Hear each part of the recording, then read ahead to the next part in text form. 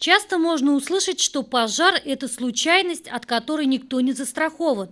Но в большинстве случаев пожар все-таки результат беспечности по соблюдению правил пожарной безопасности. Поэтому подворные профилактические рейды имеют свою значимость. В 2018 году получили пожарные извещатели.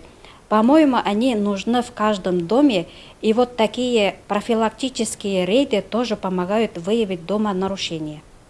Основные причины пожаров в жилом секторе– это неосторожное обращение с огнем при курении, нарушение правил эксплуатации печного отопления, электрооборудования, неисправность электропроводки, а также детская шалость. Профилактические группы 3 сельских поселений на учениях отработали все свои действия при возможных пожарах.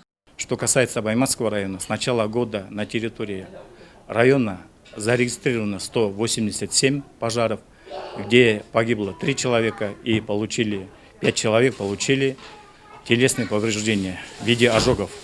В целях безопасности также порекомендовали жителям оборудовать свое жилье пожароизвещателем. Так как данный прибор, благодаря данному прибору, сначала за последние 5 лет было спасено 264 жизни, в том числе 130 детей. Соблюдение правил пожарной безопасности– это долг каждого из нас. Профилактические мероприятия и работы связаны с безопасностью и жизнедеятельностью. Это уже поле деятельности служб быстрого реагирования и профилактических групп.